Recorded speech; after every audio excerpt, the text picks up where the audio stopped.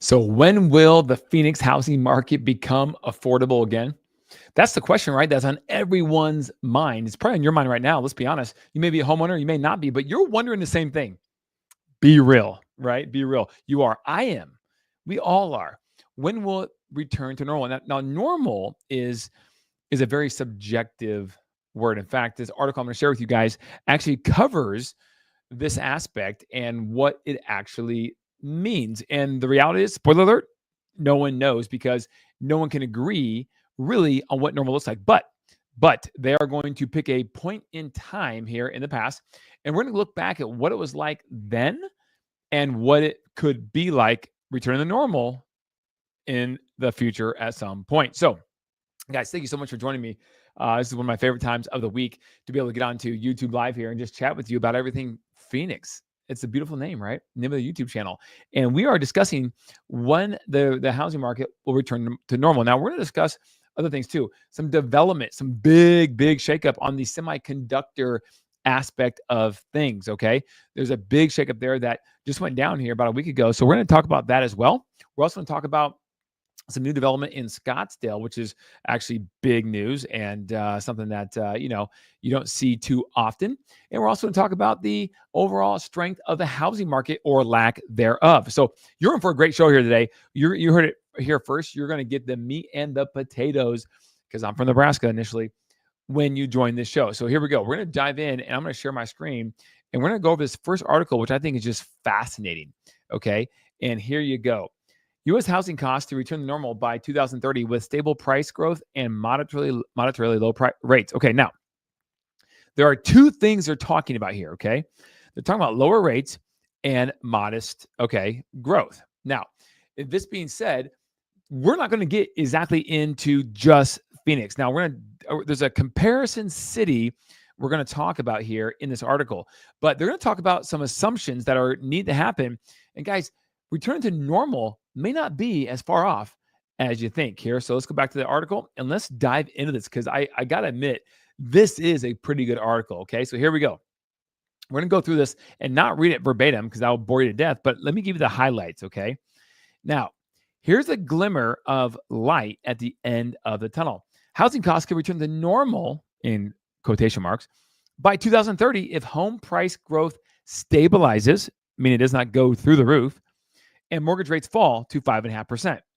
5.5%. Interesting, okay? Today's report explores hypothetical scenarios for U.S. home price growth and mortgage rates and income levels with housing costs measured using mortgage payment to income ratio, which return to normal. So now, before I lose any of you guys, understand what they're doing here. They're saying, okay, there's really two things they're going to measure that would get prices to become more affordable and normal. Number one, it would be interest rates. Oh, we've been talking about that for a long time, and we're going to keep doing so because it's true. People buy a monthly payment. They don't buy a price.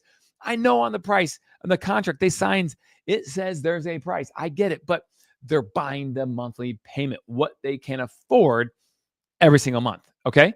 The second thing is going to be home price growth.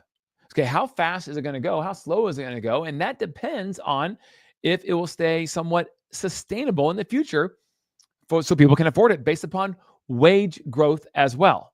Wage growth is a big factor. Okay, let's go back over to the article. Now, this economist from Redfin talks about this, and I got to admit, this is a well-written article, okay? The path back to normal housing costs doesn't require a crash in home prices. Rather, stability could be enough. Buyers shouldn't expect affordability to snap back overnight, but the trend lines point to real progress within this decade, okay? If mortgage rates decline modestly and price and income growth hold steady, the market for home buyers could feel much different by late 2020s. We are cautiously optimistic normalcy may not be as far off as many might fear. That's a good sign, but what is normal? What do you mean by normal? This is fantastic, okay? It's impossible to identify a single moment in the housing market where everyone can agree that it was normal. Trust us, they tried, okay? But for the purposes of this report, we're going to go with July of 2018, 7 years ago, okay? What was happening back then? Well, mortgage rates were in the mid 4% range. Okay, that's not going to happen anytime remotely soon, but that's what they were. And home prices were rising, but still relatively manageable. The number of buyers and sellers were relatively balanced. The national median monthly mortgage payment to income ratio had just reached, wait for it, 30%, meaning the typical U.S. household purchasing a home would need to spend 30% of their income on their mortgage each month. This 30% threshold is widely recognized as a benchmark for housing affordability. Okay, so here's the graph. Today, where we stand, guys, 38.4%. Okay, now in July of 2018, we were at 30% right there. Okay, 30%. Now, guys, okay, I remember when I took a marriage prep class, okay, before me and wife got married. It was one of the best things I ever did, by the way. I remember sitting there and I was like, man, we had some differences. I'm sure those of you who are married had no differences with your spouse, but we had some differences. And one of them, the topics they covered was finances. And so we were raised differently growing up, and so we didn't see eye to eye, and we had these differences. So I remember they talked about having a budget. Oh, I mean, half of y'all would just tune out now because the budget is not a fun word to discuss. But it talks about having a budget, and it talks about your largest expense on that budget being housing. And so what should you do when it comes to housing to be responsible? How do you know what the benchmark is? Well, that right there is the benchmark. Now, that will fluctuate based upon your income. So, for example, if you make more than the median income in America, then that percentage should actually go down, maybe 28%, 26% of your income should be spent on housing, okay? Whether it's renting or you own and it's your mortgage, it doesn't matter. Housing, okay? So if it's a lower income bracket, then you might be at 32, 34, 35% of your income on housing, but you should be within that range. Now, they're making the argument it should be around 30%. That's the benchmark. And I think that's pretty relatively agreed upon. Okay. So that's where we stand now. Now, the plot thickens. Okay. Oh, here we go. John Doe, what's going on? Remember, there's going to be 6 rate cuts in 2024. John, I did not say that. Hopefully you're mimicking the pundits because you are correct. They said that. Another one. Marry the house, date the rate. Worst advice ever. I totally agree. Totally agree. That was the dumbest thing someone ever came up with. Okay. But it was catchy, but not true. Oh, I love this. For normal, how about when the monthly cost to rent versus monthly mortgage for the same home is in line with one another? I can get on board with that. Okay. Because right now in Phoenix, it's not. It's cheaper to rent right now. It's cheaper to rent right now. Now, if you had the same housing growth rate, okay, and I mean, it stayed where it is today, which is flatline at best, okay, and rent actually increased a little bit, you would be right where we're at. But if they both stay flat, which by the way, I'm going to show you the rental one too. So your timing is perfect on this, John. Okay. I'm going to show you the rental current rate in Phoenix, and it actually is going up a little bit. So what I just said is kind of true. So pretty soon we might be in line. And then, John, I'm going to give you one more piece of information in this article that aligns as a third thing that aligns all of what you just said together, okay? By the way, guys, thank you, John, for commenting. If you are watching somewhere, anywhere in America or the world for that matter, we have people from South Africa, London, Germany. I mean, I've seen it on the analytics of watching the show. I appreciate it. Thank you for being up, whatever time that is, and paying attention to the show. But if wherever you are, if you don't mind just putting it in the YouTube live chat there, where you're watching from, that'd be really, really cool. It helps curate the algorithm and get this out to more and more people who could use this information. Okay, now that being said, back to the information. Here we go. Okay, normal does not necessarily mean affordable. It looks different in different areas of the country. For example, affordable in July of 18, okay, San Francisco had a 74%. Guys, did you hear what I just said? Far above the national level, while it was just 18% in St. Louis. This is back in July of 2018. Okay, that's why our analysis doesn't apply the national 30% benchmark everywhere. Instead, we measure how far each market would need to move to return to its own 2018 affordability level. Okay, that makes sense. I like where this is going. Here we go.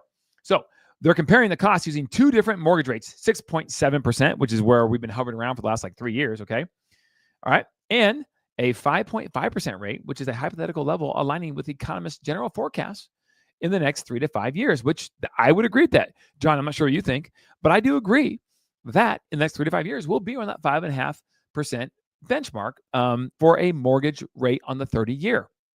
I do. We also assume incomes keep growing at the current pace, which this may or may not be true, which is 3.9% nationally and at relevant local levels. Okay, now do you guys even know that? Did you know that the current wage growth in America is 3.9% nationally? That's not too shabby, guys, relatively speaking, to where it's been the last like 30, 40 years on an annual basis. That's actually really pretty good. Okay, so here we go.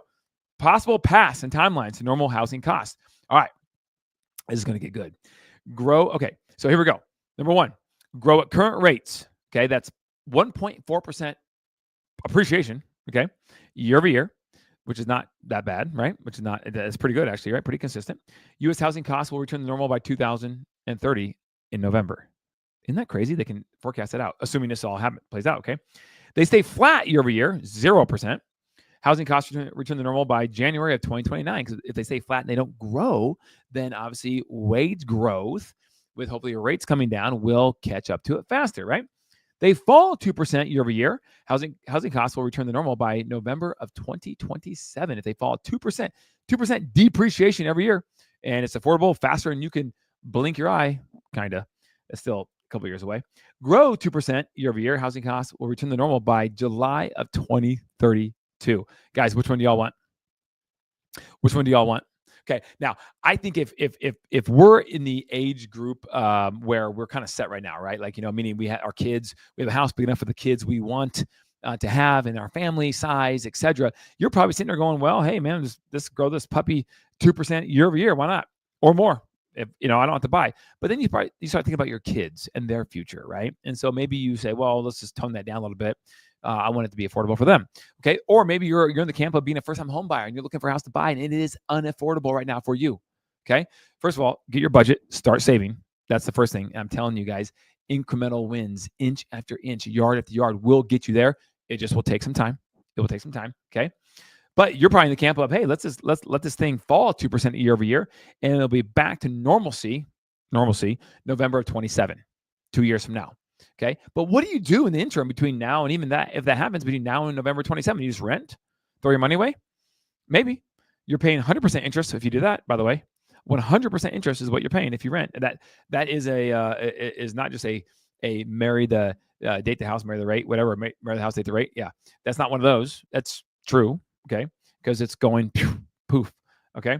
Now, I'm sure some people will have some comments to that, and that's okay. That's your opinion, but I really firmly believe that. Okay, now I'm going to share my screen and come back to this, okay? Because this article is still good. Here we go. So you can see the brackets. We just covered that verbally. There's the brackets, okay? Now, let's go to some of these major metros. Where are they, and what does that look like? Now, the one we care about is Phoenix, right? We care about what Phoenix is going to do. So here we go. In most major metros, it will take longer for housing costs to return to, quote, normal. All right? It depends on a lot of different things. Okay. All right. So here we go. A prime example of this dynamic can be found in San Francisco, the only major U.S. metro where housing costs have already returned to normal. In other words, a San Francisco household earning the median income in San Francisco, which is high, will fork out a smaller percentage of their salary each month to buy the median price home today than they would have in 2018. Does that mean that San Francisco is affordable? Well, to most of America, no, it's not. But if you have a job there and are being paid the median income there, then it is, because the prices have gone down. Okay, that's interesting. Now, 16 of the 15 most populous U.S. metro areas will return to normal housing costs within 5 years if prices and household incomes continue to grow at their current pace and mortgage rates fall to 5.5%. The number drops to 11 if mortgage rates remain at current levels of 6.7%. All right, where are they? Here you go. Guys, check it out. Moderately lower mortgage rates, 5.5%, okay? Metros, the month returning to normal. San Francisco's already there. Oakland, already there. Guys, check this out. The one city, here's where you need to pay attention. The one city that is kind of the sister city, or it's kind of similar to Phoenix's housing market in many ways right now, is Austin, Texas. So if I had to pick a city to compare Phoenix to the most, it would be Austin, Texas. And if the rates were to drop to 5.5% sometime soon, or tomorrow, I guess, right away, which is not going to happen, Austin, Texas, and Phoenix, Arizona would be back to normal around December of 2025. This year, equal to July of 2018. How about that? That's pretty cool, right? Now, you can see the other cities here, which we don't really care that much about, right? Because this is a Everything Phoenix show. But you can see kind of what they're working with, okay? Now, check this out. If the current mortgage rate stays at 6.7%, where's Austin, Texas? Check it out. Not till March of 2027. Now, no one believes, well, a lot of people, most people don't believe it's going to stay at 6.7% for another 2 years or another year even, right? It could. We don't know what the Fed's going to do, but it could. Okay, here we go. John, I love it. You also have zero liability with rent. This is true.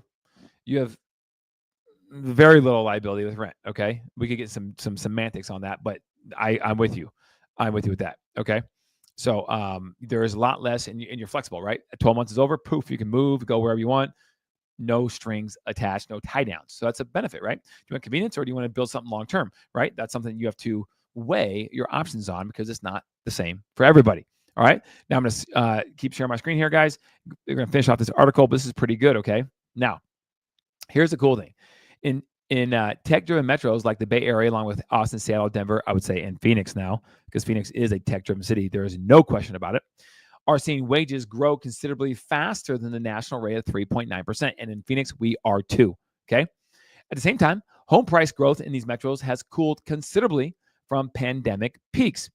We've already seen housing costs return to 2018 levels in San Francisco because wages have kept growing at a high rate. At the same time, the home price growth stabilized. Didn't crash, but it stabilized. Okay. And that's what he's saying. If we have wage growth, but we have home price stabilization, not a crash, we still get there, just maybe not as fast as if it did crash. Okay. So there you go. Here's the 50 most populous right here metros in the US. Okay. Or half of the 50 most populous metros will not return to normal housing costs within the next decade if the home prices keep growing at their current rate. Guys, so check it out. If these cities right here keep growing at their current rate of growth, which are a lot of Northeast, Midwest cities, they won't even get there. Even if rates go to 5.5%, they will not even get there in the next 10 years if rates come down and they keep growing. Now, will they keep growing? No, they won't. So that's not really possible. But if it did, holy crap. And then, of course, all these metros too as well would not if rates stay higher. So, guys, you can see a lot of East Coast, Midwest markets right there. You can see what's happening. The Southwest had their run. It's kind of over at this point. But pretty cool, guys, that here's the methodology and the assumptions they made for these things. But this is pretty cool that we can sit here and sit there and go, guys, here it is. We don't need a housing crash to get home prices back to affordable where they were in 2018. And what is affordable? Affordable is when you spend 30% of your income on housing. 30%. Now, if you're spending less than that, technically you that's a great deal. That's a great deal. So where could you go to a place where they're paying high wages still, but they are having their housing market go down a little bit or just maintain a flatline, stable current appreciation rate of like 0%? Those are the places that right now could be a good time with a window of opportunity to buy. Well, I would argue Phoenix is one of those cities. Okay. Now, could it stay a good time to buy for a while? Sure. Absolutely could. Again, remember what the Cromford report said. The Cromford report said that they see about a 3% decline of home prices by the end of 2025, assuming rates stay about 6.75%. Now, if they go down lower than that, they anticipate that number will probably come up, maybe -2%, -1%, maybe flat at 0. But we'll see what happens. Now, keep in mind, the Fed is going to meet in September. And if they do drop rates a quarter point or 25 basis points, chances are you won't see any movement in the mortgage rates because it's already baked in. Speaking of which, let's see where mortgage rates are at right now. You can see right now they are at 6.53%, 6.53%, and they are hovering around that 6.5% ever since the Jackson Hole Federal Reserve meeting that they had a week or two ago, because they came out and Jerome Powell spoke, and therefore the markets moved. So, guys, don't be expecting much of anything to happen in September when they do reduce rates 25 basis points, which they probably will do. Now, the one thing that could change that, would be is if they reduce the rates 50 basis points. In that scenario, you could see a lot of movement in the housing market like quickly. Okay. I don't think it's going to happen. And there's a few economists that are saying it probably will, but the majority are saying 25 basis points, and hardly anyone is saying it's going to be 0. Although with Jerome Powell, you never know. it could remain zero and they do nothing. Then rates will probably go up, in that scenario. So now let's jump back into the housing market, okay? Because I got some good stuff here, guys, to cover with you. Where is the housing market index for the Crawford market? It is currently at 79. And again, remember, 90 to 110 is a balanced market. So we are in a buyer's market, guys. And if you don't believe me, look at these numbers. Okay, we're in a buyer's market in everything below 90 in 1, 2, 3, 4, 5, 6, 7 markets out of the 17 are buyer's markets, guys. But look at the green on the board. Ladies and gentlemen, we haven't seen this much green on the board since probably summer 2022. Okay, I mean seriously, this is now again. Here's the overall score, 79.7. So it's not great, but this is saying it's going in the right direction, at least for now. Why? Is the demand suddenly significantly up? No, it's not. The supply is actually coming down. Come back here and look at supply. It's in the balance market. It's coming down 97.4. Demand is at 77.7, which is better than it has been, but it's still low. Okay, so that's where we currently stand. Miranda, I still have differences. Okay, cool. Talk to me. Oh, I got the 100 emoji. Yes, let's go. Thank you very much for that. All right. Keep the comments coming, guys. You have a question, someone else is thinking the question you are thinking, I promise you. So if you ask it, someone else will say thank you because they're too shy to actually ask. So just go ahead and do it. All right. So thank you for your comments so far. Now, let's keep this bus on track. Okay. Listings canceled per week. If you didn't think or didn't believe me that supply is down, well, here's the indicator that would indicate that's the case. 2025 is the light green. And look at this sharp drop off from this is week 29, which is what? Oh boy. What month is that? I know it's been several weeks. All right. Okay. About 4 or 5 weeks.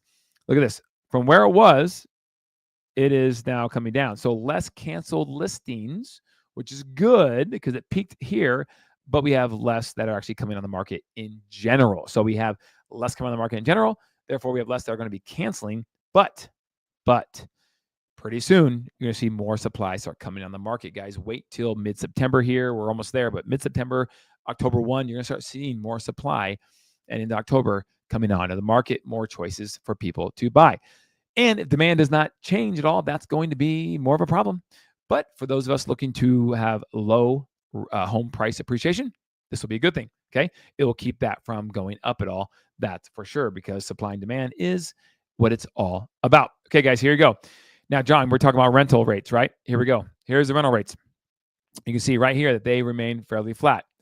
However, this last month here in August, they jumped from $1.38 to $1.41. Okay, $1.41 in August of 2025. So rent rates actually technically went up a little bit, but they are maintaining a flat line position right here on that $1.36 a square foot. Now, this was August 24 last year. Look at this. This is August of 23. So for some reason, a lot of people make that move in August to rent, and rates spike. So if you want to get a good deal on a rental, check this out. January, December, the low points. January, December. Okay, so if you're looking to rent a long-term rental, not like an Airbnb or something, right? You want to do it in January because you're gonna get the best deal. So it's almost predictable, guys. Look at that, the up and down, and when it peaks in August every single year. So Crawford reports, thinks that it's going to stay around $1.36 a square foot. Okay, so that's where that currently stands. Now, if I come over here, you have the annual sales rate. This is interesting because, guys, on the annual sales rate, look at the amount of transactions we're having. 67,000 so far, right? Year to date. Okay, not year to date, but month to date, I should say, right? This is every single year. And guys, check this out. 2024, we're down from where we are this year. Look where we were in 21. About 108,000 homes compared to 67,000 that sell right now. So, guys, seasonal and the marketplace being affected by interest rate thing. Okay, then we have the sales month to date. Check this out here, guys. We had every month in August. You can see we had 3,426 home sales this last month in August, which is up from 3,313 last month of August last year at this time. Okay, which is great. So we're having more transactions, guys. The more transactions we have, the better overall our economy is going to do. Even if prices are struggling to have transaction count and flow, there's so many different trades that get there or make their income, their livelihood off of the housing market. So having transactions occur is a very, very healthy, positive thing. Okay, now We're going to move to a couple more things and we're done. Last but not least, I'm going to show you this. Monthly median sales price, it remains flat. Like we just said, it is flat. I mean, literally flat, guys. Check it out. Last month, we were at 445 in July. See those numbers there? Sample size is 5,700 homes. This month, sample size 5,200 homes, and our sample size is relatively similar, and yet our median home price is exactly the same. So 445 is where it's remaining flatlined. This housing crash that people are talking about on YouTube to try to do clickbait, it's just not happening. Not in Phoenix, okay? Let's keep it moving, guys. We got some stuff to cover here. This was the big one, the big news that came out in the semiconductor world, because that's huge in Phoenix. We are the semiconductor city in America, right? That's what we are known for, with the Intel headquarters for manufacturing and the TSMC big, huge plant in North Phoenix that is still under construction, but starting to operate and is just massive. But Amkor, which is a semiconductor packaging company that will supply TSMC and of course Intel, Amkor to quadruple the footprint at new Peoria chip packaging manufacturing. So guys, it is getting even larger. How crazy is this? So the previous site was going to be 500,000 square feet, and now the new site, the facility, is going to be 2 million square feet. So it is literally 4 times as big as it was planned to be. And then the cool thing is that land that they were going to build on, that Honor Health, which is based out of Scottsdale, is stepping in to going to be doing a medical campus development on that parcel. Amkor is going to move over to the Peoria Innovators right here, Peoria Innovation Core, which is a big complex for industry and innovation and tech, and Amkor is going to be right there. So that's coming in the future. And they said now that Amkor made this move, that there are many, many multinational companies that are reaching out to the city of Peoria to inquire about possibly being in the PIC. So that's pretty cool. Okay. Next thing, guys, I say this because this has to do with the economy. Okay. Country club revenue is no longer surging, but there's reason for optimism. Okay. So basically what this article is saying is that, I know some of y'all are like, I don't give a rip about country club people, or that I get it, but this is in here for a reason, because that can sometimes have the finger on the pulse for the overall economy based on people, how they spend additional income. Okay. So more country clubs will be opening in 2027, and membership dues are actually rising faster than they were prior to the pandemic, at about a rate of 5% per year. Okay. So that is telling you that there's still a lot of money out there in the economy. And if there's a lot of money out in the economy, right? A lot of money in the economy, people are liquid. Then as long as there's not an oversupply of homes, that demand will eventually and still will pick up and stay relevant enough to keep home prices from crashing. Now, I know that still means home prices could crash, because that means people are going to have to spend their liquidity, on homes. No, they don't have to, but it's out there. And so if they choose to, upgrade or downgrade on their current house, they can do that because they're liquid. They have the money if they're willing to buy it on a lavish spending or lifestyle, living the country club life. Okay. So that's just something to keep in mind. Okay. I think those little indicators matter when looking at the overall picture in the local economy. Okay. This is pretty cool, guys. The Collector's Garage at Westworld. Now, if you are interested in this, hit us up. All right. We deal with clients who buy luxury garages for their classic cars and the luxury cars all the time. It is actually a really cool thing to be a part of. Collector's Garage at Westworld, the new high-end car storage coming to North Scottsdale. There's a rendering of what it will kind of look like here. It's in the Westworld area. There's going to be, first of all, it's going to cost $55 million, and there's going to be 46 customizable individual garages. Okay. So now let's do a little math with this, with me. Okay. The developer is spending $55 million. He's making 46 garages. What's the cost of that going to be per garage? I mean, that's at least like $1.1 million, right? With no profit involved. And there's going to be a profit, clearly. So what is it? $2 million for a garage? $1.7 million for a garage? I mean, I don't know what it's going to be. I haven't seen the pricing on this yet, but he said the interest is incredible that they have so far. They'll probably sell these out pretty quick. It's crazy, right? So you're talking probably $1.7 to $2 million, maybe more, because they have some different sizes. Probably more, actually, for a garage. Now, every single garage is going to come with a 5-ton AC unit. It'll all be conditioned space, so people can use it for a pickleball court indoor, their own personal private one. Maybe a basketball court indoor, their own personal private, half court at least. And so it's pretty crazy what people can do with this additional space. The utility and functionality of it is what people are looking for, especially in a climate like Arizona, where you have that season of awesomeness for 8 months out of the year, but those 4 months are hot, right? And we're in those 4 month season right now, September. It's hot, and if you had a place to go do whatever you want to do, golf simulator, whatever, in your own personal big garage, that's pretty cool. Now, you can also buy an acre lot. There's a lot of acre lots that are flat usable, especially in central Scottsdale in the Cactus Corridor area where I happen to live.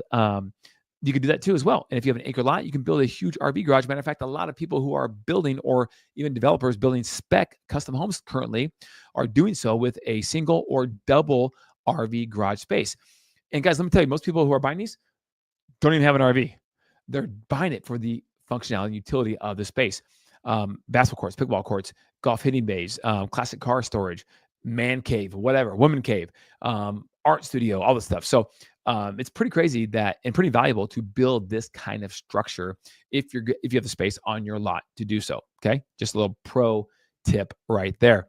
Okay, Miranda, but we work it out. Okay, cool. And Arizona, right on. I'm glad you're watching from Arizona. Thank you so much for supporting the show, guys. We were almost done, but I'm going to share a couple more things with you, and then we'll be out of here. Matter of fact, if you want to know more about this garage project, I think they haven't said with a map, but I'm pretty sure it's going into space right here. So if I zoom in, I'm taking a guess that it's this parcel right here off McDowell Mountain Ranch Road, or at least a portion of it, where this indoor luxury garage collector's garage is going to be. Okay, so that's my best guess. A few more things. I'll wrap this up, guys.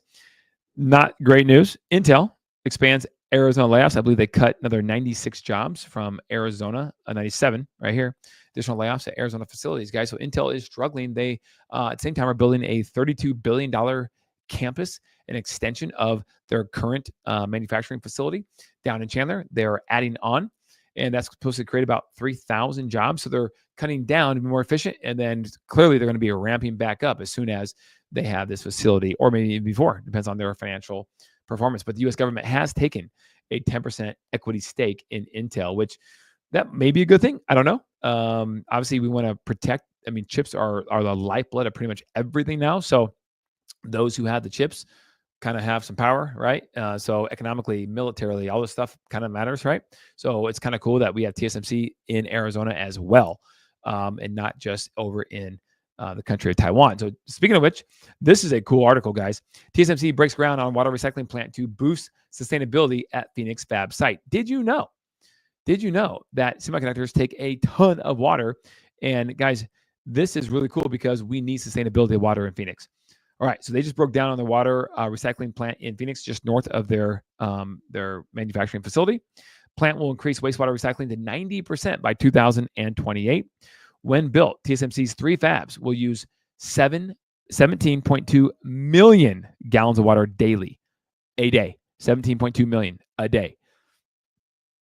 That's wild to me. So thank the Lord they have wastewater recycling, because otherwise that Phoenix can't sustain that, right? I mean, that'd be crazy. So anyways, they broke ground on this 15-acre industrial reclamation water plant, okay, again, which will recycle up to 90% of its water. By the way, I think Intel already recycles up to about 97 to 98% of all their water usage. I believe I heard that stat. So it's pretty cool what they do with this. But it'll support their 2 fabs. Then hopefully eventually they'll expand on this to support the 3rd fab they're building as well. Okay. But one thing I liked is they said, here's a rendering of it.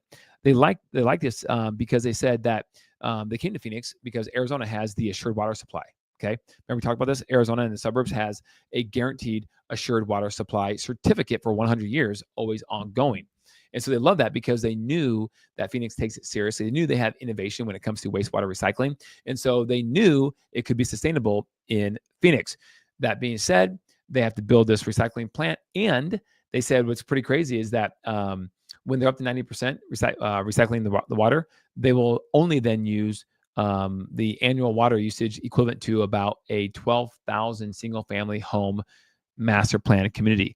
That's what it'll end up being comparison to, okay, per year, as opposed to 17 million gallons a day. right? So pretty cool they're doing this, and that you can conserve this water. I commend TSMC for doing this. I'm sure that was part of the deal when they came here. So this is not anything terribly new, but the construction of the water recycling plant is new.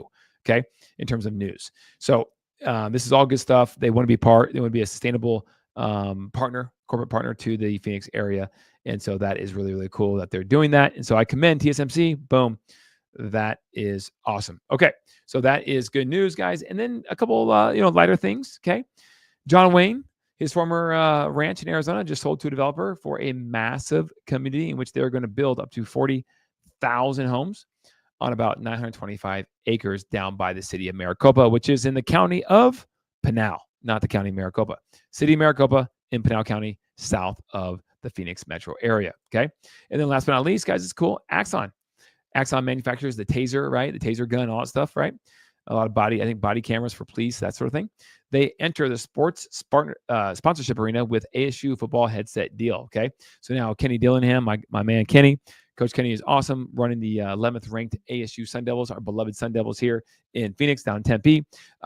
They will be wearing Axon headphones for their games when communicating with each other. So they are sponsoring that, which is cool. So they are all in on Sun Devil football, as I am too, as long as they're not playing my beloved Nebraska Cornhuskers, right? That's the only team I would have to root against them, because that's where I played. So got to stick with and be loyal to my alma mater.